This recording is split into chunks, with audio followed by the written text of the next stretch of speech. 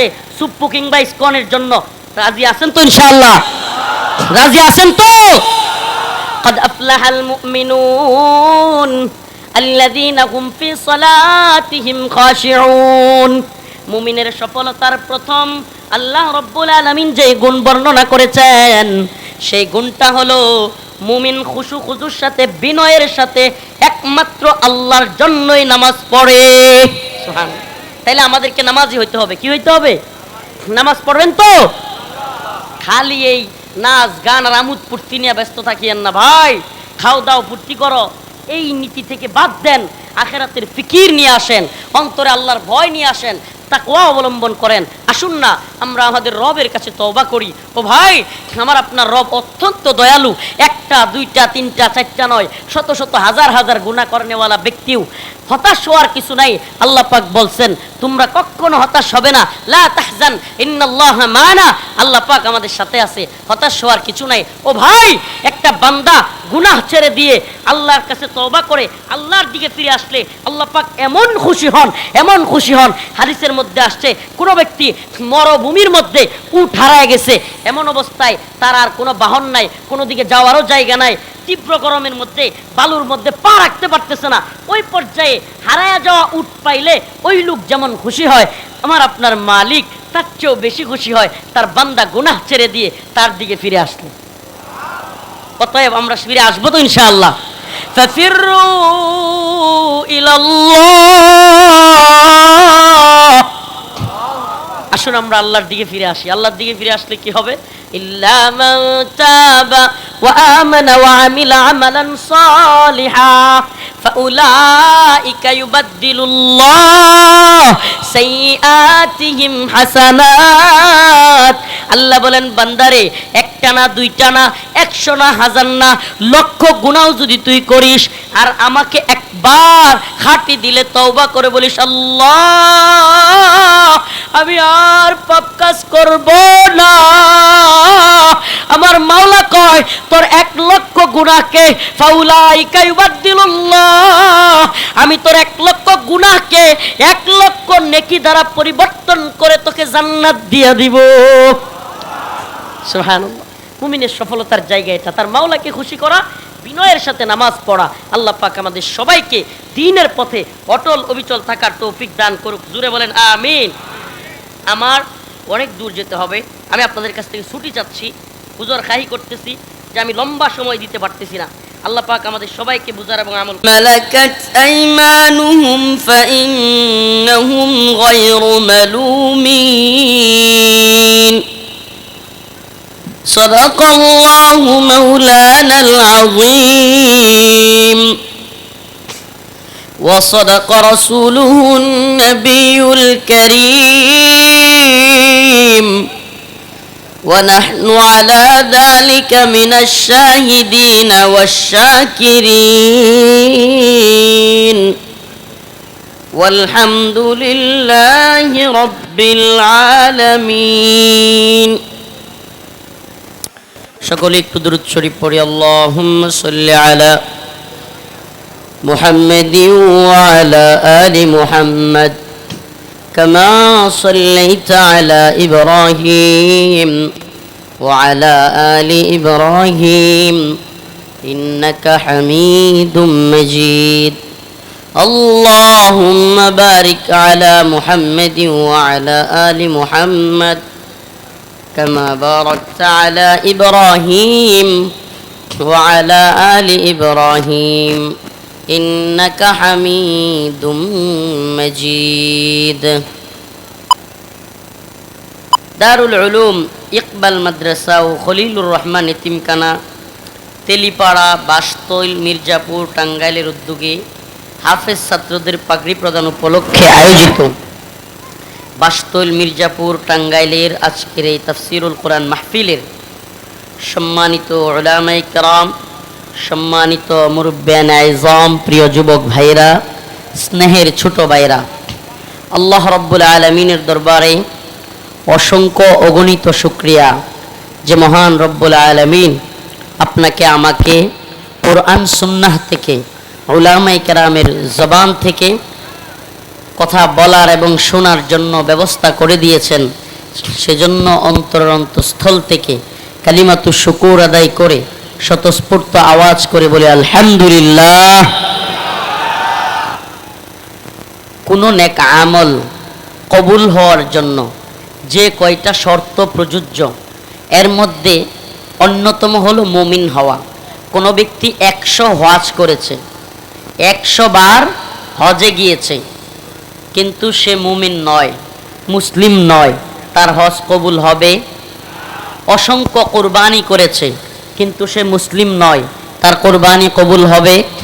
হাজার হাজার রাকাত নামাজ পড়েছে, কিন্তু সে মুসলিম নয়, তার ইবাদত কবুল হবে? প্রথম শর্ত হলো কোনো ব্যক্তি আমল কবুল হওয়ার জন্য প্রথম শর্ত হলো ঈমান থাকা। কি থাকা? নাম্বার 2 নিয়ত সহি থাকা। নাম্বার 2 কি? কোনো ব্যক্তি আমল সহি হওয়ার জন্য নাম্বার 2 যে শর্ত, এটা হলো নিয়ত কি থাকা।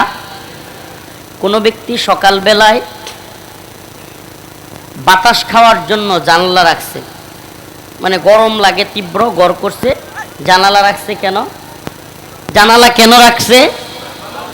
বাতাস খাবে। আমাকে বলেন, সেই ব্যক্তি বাতাস খাওয়ার নিয়ত করে জানালা রাখলে সওয়াব পাবে? কিন্তু যদি নিয়ত করত যে আমি যে জানালাটা রাখতেছি এজন্য যে ফজরের আজান আমার কানে পৌঁছাবে, আর আমি সেটার কারণে এই আজানের ধ্বনি শুনে মসজিদে যাব, আমাকে বলেন এই জানালা খোলার মাধ্যমেও তার সওয়াব হইতো কি হইতো না? বাতাস কি আইব না আইতো না? বাতাস খাইতো পাও, সওয়াবও পাইতো। কেন? নিয়তের কারণে। ঠিক কি ঠিক না? আপনারা টাঙ্গাইলের জনগণের একটা মৌলিক সমস্যা, আপনারা ভাইরালের পাগল অতিরিক্ত, এবং আপনাদের নিয়তের মধ্যে এত ঝামেলা, পারলে আপনারা তাহেরিরে আইন আমোদ ফুর্তি করেন। এটার কারণ কি? হাইসেন না, আবার লজ্জা লাগে না? এটার কারণ কি? আপনাদের মধ্যে আমি এই অঞ্চলে এসে কমন একটা প্রবলেম দেখছি, যে যাত্রা হইলে, গান হইলে, কিংবা আনন্দ ফুর্তি রঙ্গমঞ্চ হইলে আপনাকে রাত পার হয়ে যাক, সমস্যা নাই, আর ওয়াজের মাহফিলও আইলেই আপনাকে দৌড়াদৌড়ি শুরু হয়ে যায়। এটা একটা কমন সমস্যা আপনাদের এই অঞ্চলে।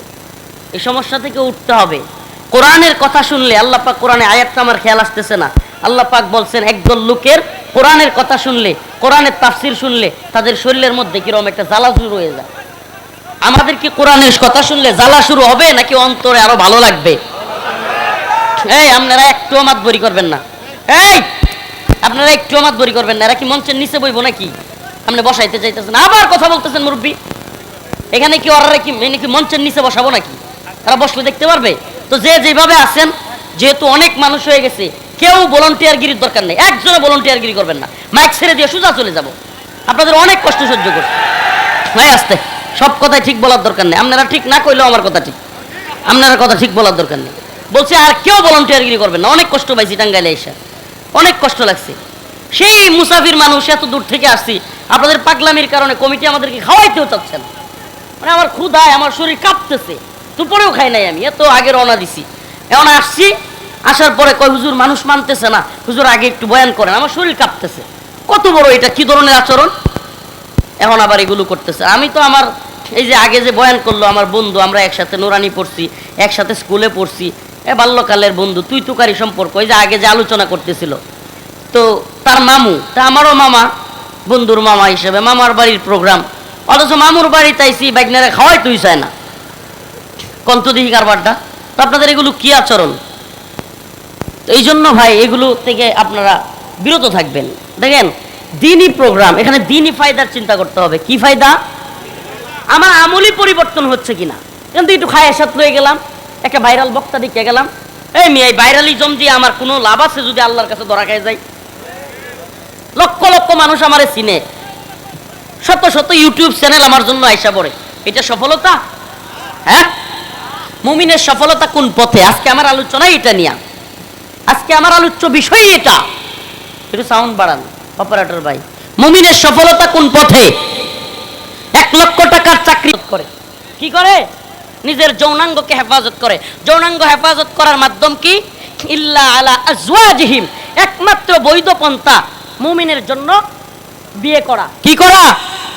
বিয়ে করা। আমি বলি যে সমস্ত বাবা মা যৌবন হওয়ার পরে, যুবক হওয়ার পরেও, প্রাপ্তবয়স্ক হওয়ার পরেও ছেলেকে মেয়েকে বিয়ে দিচ্ছেন না, বিয়ে করাচ্ছেন না, আপনারা সেই সমস্ত যুবকেরা বিয়ে না করার কারণে যেই গুনাহ করবে বাবা মা, সেই গুনাহ অবশ্যই বাবা মার কাঠগড়ায়, বাবা মার আমল নামায় লেখা হবে। তো ছেলে মেয়েকে বিয়ে করে দিবেন তো ইনশাল্লাহ? হ্যাঁ, এই যুবকরা যারা বিয়ে করতে পারতেছো না, তারা প্রয়োজনে হুজুরদের সাথে সাক্ষাৎ করবা, আর হুজুররা প্রয়োজনে আমার লগে সাক্ষাৎ করবেন। ইনশাল্লাহ মহরের ব্যবস্থা বা এই অলিমার ব্যবস্থা করে বিয়ে করায় দেওয়া হবে ইনশাল্লাহ। আমি চিন্তা করতেছি একটা ক্যাম্পেইন চালু করব, বিবাহ দ্রুত বিয়ে দেওয়ার ক্যাম্পেইন ইনশাআল্লাহ। উভয় পক্ষরে এক করে দিব। হুজুর সংক্ষেপে দোয়া করে দিবেন। বিষয়টা কেমন হয়ে গেল? হুজুর ওঠার আগে আমরা উঠে গেছি, হুজুর ওঠার আগে আমরা উঠে গেছি। আমি ঘোষণাই করেছি যে হুজুর মোনাজাত করে উঠবেন। আপনারা কেমন আচরণ করলেন শেষটা? আপনারা যে যে অবস্থা আছেন ওই অবস্থায় থাকেন। হুজুর সংক্ষেপে দোয়া করে দেবেন, দোয়ার পরে আমরা যাই, আমরা দুরূদ শরীফ পড়ি, হুজুর দোয়া করবেন।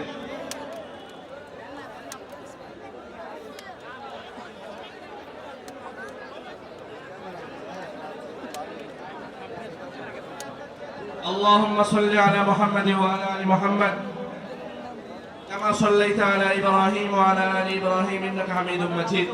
اللهم بارك على محمد وعلى ال محمد كما باركت على ابراهيم وعلى ال ابراهيم انك حميد مجيد.